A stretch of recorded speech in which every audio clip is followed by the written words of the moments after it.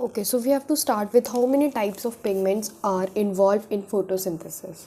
तो देखते हैं कि जो photosynthesis हो रही है plants के अंदर उसमें pigments कौन कौन से involved हैं. Looking at the plants, have you ever wondered why and how there are so many shades of green in their leaves? यदि आप किसी plant को देखते होंगे तो उसमें green के भी आपको different shades देखने मिलते होंगे, even in the same plant.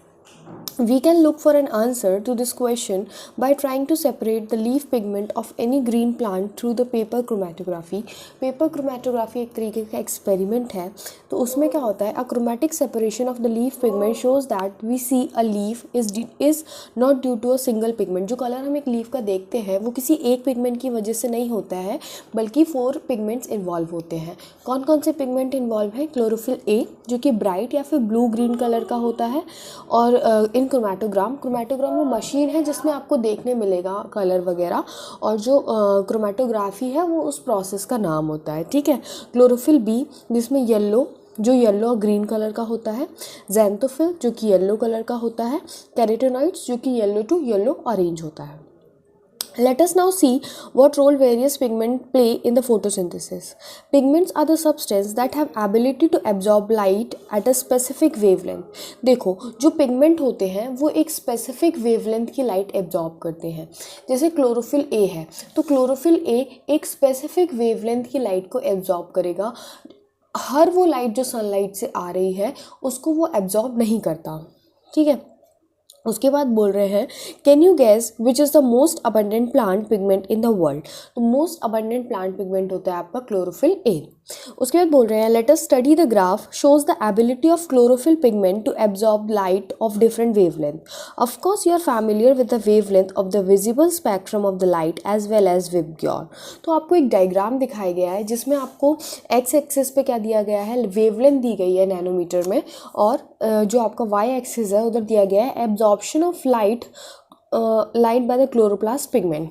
तो chlorophyll A carotenoid, chlorophyll B carotenoid और क्लोरोफिल ए, ये 3 पिगमेंट आपको दिखाए गए हैं.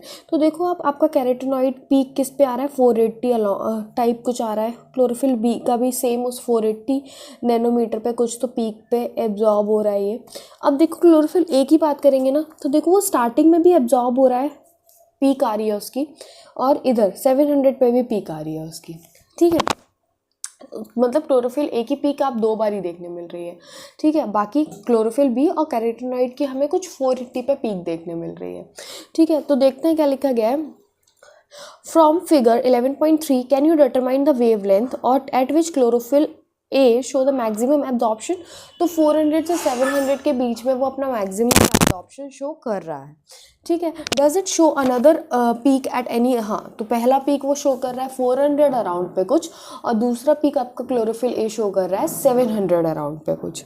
Now look at the figure 11.3 showing the wavelength at the maximum photosynthesis occur in plant. फिर जो दूसरा आपका फिगर दिखाया गया है, दूसरा आपको जो ग्राफ दिखाया गया है उसमें बोला गया है कि मैक्सिमम फोटोसिंथेसिस कहाँ कर हो रही है, कौन से वेवलेंथ पे हो रही है. तो मैक्सिमम फोटोसिंथेसिस कहाँ हो रही है वो कैसे पता चलेगा, जहाँ पे आपका rate of measured by the oxygen release, जहाँ पे ऑक्सीजन रिलीज ज़्यादा हो रहा है. तो बोल रहे हैं रेट ऑफ फोटोसिंथेसिस को कैसे मेजर करते हैं, measure by the oxygen release. तो देखो 400 पे और 700 पे आपका मैक्सिमम ऑक्सीजन रिलीज हो रहा है, और 400-700 पे ही आपका chlorophyll A maximum absorption show भी कर रहा है. इसका मतलब क्या हुआ, क्लोरोफिल ए जो है वो आपका मेन पिगमेंट हो गया फोटोसिंथेसिस का. देखते हैं क्या लिखा है. Now look at the figure 11.3b showing the wavelength at which maximum photosynthesis occur in plant. Can you see that the maximum wavelength at there is maximum absorption of chlorophyll A, that is in the blue and the red region, also show the higher rate of photosynthesis. मतलब जहाँ पे chlorophyll A maximum absorption कर रहा है वहीं पे आपका photosynthesis भी ज़्यादा हो रहा है. Hence we can conclude that, इससे हम क्या कंक्लूड करेंगे, जो क्लोरोफिल ए है वो एक चीफ पिगमेंट है, वो एक इंपॉर्टेंट पिगमेंट है photo associated with photosynthesis.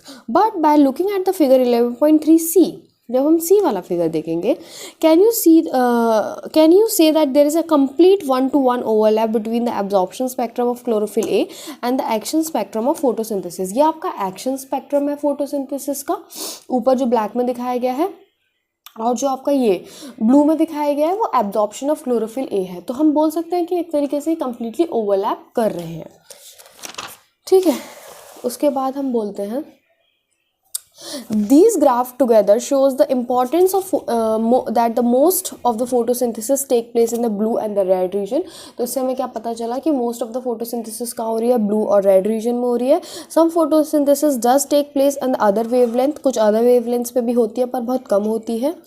let us see how this happen through chlorophyll is a major though chlorophyll is a major pigment responsible for trapping other thylakoid pigments like chlorophyll B, xanthophyll and carotenoid which are called accessory pigments। ये क्या होते हैं आपके accessory pigment होते हैं। Main pigment आपका हो गया क्लोरोफिल ए, ये भी लाइट को एब्जॉर्ब करते हैं पर ये अपनी एनर्जी जो है वो क्लोरोफिल ए को ही ट्रांसफर कर देते हैं, ठीक है। They are not only enable a wider range of wavelength of incoming light to utilise for photosynthesis, but देखो यदि क्लोरोफिल ए तो एक स्पेसिफिक वेवलेंथ की लाइट को ही एब्जॉर्ब कर पाएगा, पर जब और भी पिगमेंट्स इन्वॉल्व है like xanthophyll, carotenoid, chlorophyll B, तो उससे क्या हो रहा है वो आपके एक वाइडर रेंज दे रहे हैं वेवलेंथ की, क्योंकि और पिगमेंट भी है। यदि वो क्लोरोफिल ए नहीं एब्जॉर्ब कर सकता उस वेवलेंथ की लाइट को, तो हो सकता है कि ये जो एसेसरी पिगमेंट्स है ये इन्वॉल्व कर लें। तो ये तो एक काम हो गया, और दूसरा काम ये हो गया कि फोटो ऑक्सीडेशन ना हो जाए क्लोरोफिल ए का, तो उससे भी वो प्रोटेक्ट करते हैं एसेसरी पिगमेंट्स,